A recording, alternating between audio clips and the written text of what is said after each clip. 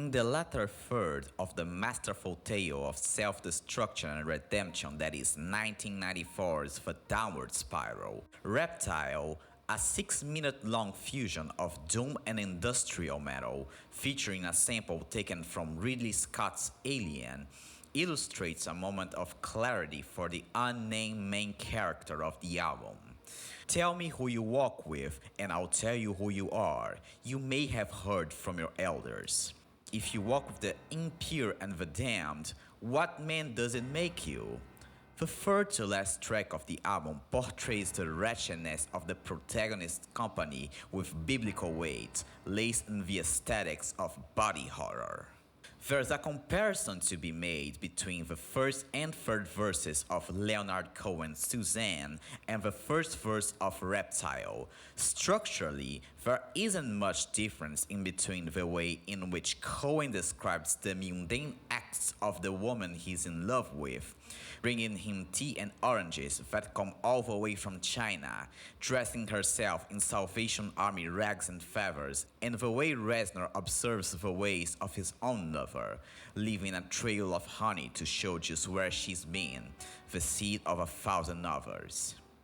It goes without saying that, tonally, these songs couldn't be more different than one another. While Suzanne portrays divine femininity manifesting itself in acts most people wouldn't care to think about, Reptile describes in a similar way a woman that might as well be carrying the abominations and filthiness of her fornication in a golden goblet, or as bringing you the vermin-infested head of an apostle for dinner in a way your very own. One chorus, another verse, a masterful description of evil as tainted love, and chorus later, were greeted by a contrastingly quaint bridge featuring soft piano and synthesizer sounds. In live versions of the song, with the addition of a frail "Please Don't Hurt Me Baby" from Trent, another musical influence becomes apparent, the soundtrack to David Lynch and Mark Frost's revolutionary TV show Twin Peaks, in particular Laura Palmer's theme. I won't dwell too deeply on the musical significance of the minor to major and then back to minor key modulations of the piece. Angelo Badalamenti's tender memory of him first showing Lynch his composition says it best. However, what's relevant to Reptile is how Trent played with the imagery evoked by Laura's theme, the musical representation of the oh-so-lovable small-town American girl lost to the lurid underbelly of the USA to better construct the main character of the downward spiral, both victim and perpetrator of unspeakable evil. In the last chorus, much like at the end of the previous track Eraser, it's loudly expressed that he wants out from the vile reality he trapped himself into, a wish he'll have fulfilled in the bloodiest way possible, under the auspices of the demiurgic force that is Mr. Self-Destruct. The combination of ancient archetypes, bodily terrors, and forward-thinking production of Reptile may explain why it was David Bowie's favorite Ning song, being one of two songs of the band, the other being Hurt, a few years before Johnny Cash in his Twilight covered it, that were played alongside Bowie and his band during the North American leg of the Outside Tour in 1995.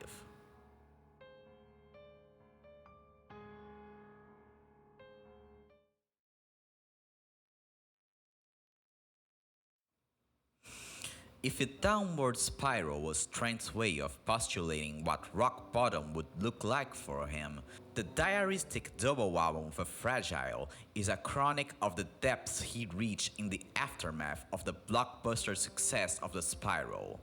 In 2000, during the Fragility Tour, he suffered the near self-realization of his own prophecy sealed in wax due to an overdose. Yet, in what is arguably the bleakest work in Nine Inch Nails' discography, there is one song that symbolizes a crack letting the light shine through, its title track. The first two verses of the song mirror two completely distinct songs from Velvet Underground's self-titled. In its Spartan bass and percussion, it calls back to Venus and Furs. Lyrically, this is not another Closer, but rather much closer to one of 3 songs sung by German chanteuse and film star Nico on the album, I'll Be Your Mirror. Both the Fragile and the aforementioned song are about the same thing, letting the one you love see him or herself in all its flaws and glories through your eyes. In the VU song, there's immense sweetness in the face of self-loathing when Nico sings, "When you think the night has seen your mind, that inside you're twisted and unkind, let me stand to show that you are blind." In the other hand, the Ning song is far more frank about the darkness mirrored in the lover's eyes, their mutual overpowering death drive, and how their efforts might not work out in the end in Trent's hesitant, "If I could fix myself, but it's too late for me." Both tunes were written and performed by people then in the throes of heroin addiction. Although Trent Reznor and Lou Reed got to see themselves go sober, Nico remained a lifelong addict.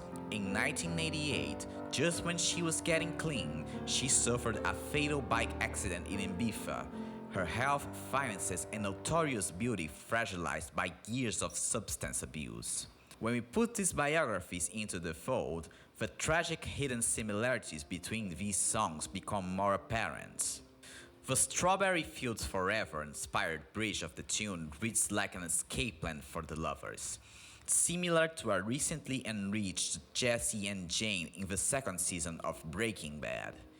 You can build your walls or move to New Zealand and tell yourself that you immediately become a new person, but your demons will be there, waiting for you to prickle on your skin once again.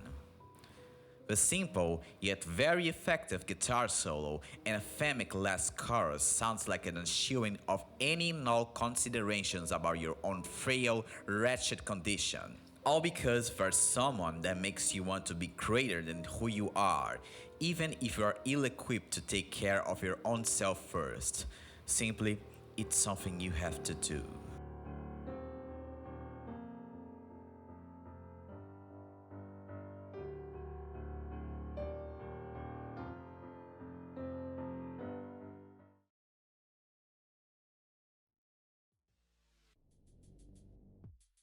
Two of the main adjectives used by the Nine Inch Nails fandom to describe their music are sexy and scary, often being used simultaneously to describe the very same song.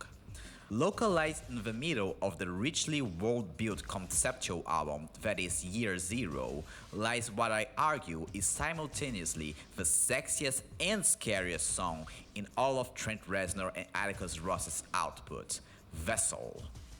The uncomforting, inhumane production of the song, a callback to Throbbing Gristle's Hamburger Lady, and the more than vaguely homoerotic content of the first 2 verses and chorus is immediately reminiscent of Ning's most successful and misunderstood single, Closer. Here, sexual submission is not an analogy to substance abuse, but to zealous idolatry towards a biopolitical force that make Michel Foucault hyperventilate and make both Hitler and Stalin either blush with arousal or go green with envy. The last 2 verses and chorus are even more revelatory about the vile nature of the state of exception portrayed in Year Zero. With the ever-looming presence of surveillance technology, the continuous medicalization of the human subject, and an increasingly hostile attitude to individuality, the idea of the self slowly erodes. Through the merging of body and machine, we are ever closer to turning man into God, despite having a hand in its killing, or at least your God. How could you possibly resist the offer to be able to fuck like an animal all night long, or being able to do things in the battlefield only previously possible in Call of Duty and Counter-Strike games? But if you care to read the contract, it is blatantly in front of you. You're here forever, you own nothing, and be happy. And if you then dare to stand up for your brothers and sisters that said no to this Faustian bargain, now crying for freedom in the gulags, you're next. But In front of so much so-called progress, it is more likely that you'll be asking yourself, oh my god, can it go any faster? After the last chorus, the God Machine breaks down in the most gloriously raunchy of ways. Going back to my main argument for the song, what makes it both the sexiest and scariest in Nin's repertoire is the way it makes the marriage between state, big pharma and big tech seem not only unavoidable, but the ideal political and economic structure for one to experience the most deeply erotic and transcendental state possible, for all to become one and for that one to become God. With the rampant dominion of the pharmaceutical and the digital in everyday life, the increasing possibility of a third world war and the deification of AI by Silicon Valley elites, Vessel becomes simultaneously the most pornographic of propaganda for the uncouth and the most harrowing of warnings for the few that are still paying attention, similarly to Velvet Underground's harrowing. You feel just like Jesus, son, just remember that you'll never meet him in the mirror.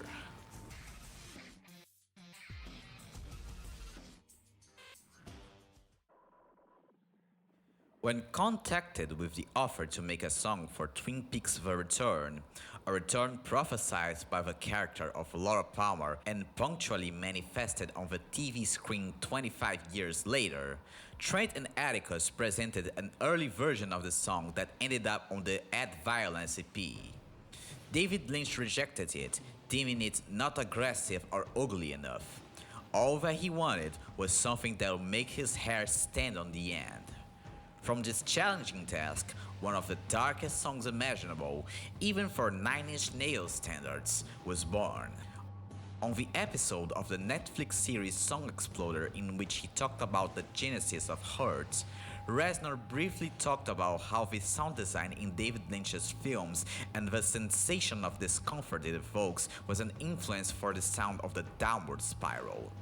In She's Gone Away, this Lynchian aspect of Nin's music is more evident than ever in its dense layers of reverb, ghostly backing vocals provided by Trent's wife and How to Destroy Angels collaborator Mary Queen Mandig, and feedback laden through the track.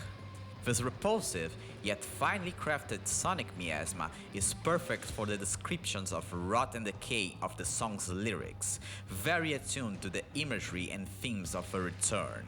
The placement of She's Gone Away in The Return couldn't be more privileged either.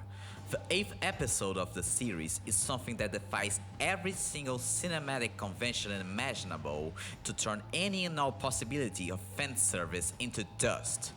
Instead, it's the origin story of Twin Peaks' cosmogony, and maybe of Lynch's entire oeuvre they deserve. A look deep into the metaphysics of a decaying American way of life, and all that made Bob the perfect encapsulation of the banality of evil possible. And at the end of the most disturbing hour in the history of primetime television, we return to the safe haven of nostalgia that is the Roadhouse, which later on in the show is revealed to not be so safe after all, to watch the Nine Inch Nails perform a song in which Trent screams and cries in a way not too dissimilar to Leland Palmer's for his dear daughter Laura, unbeknownst to him that he is the victim and perpetrator of her demise. Maybe Bob and Mr. Self-Destruct are both two names for the same demiurge. Lynch and Frost could not have asked for a better encapsulation of their magnum opus for Trent, Atticus and company. An apocalyptic sonic painting of the loss not of just the life and purity of a young girl, but through this tragedy, the fall of a nation cut along the length, but that can't get the feeling back.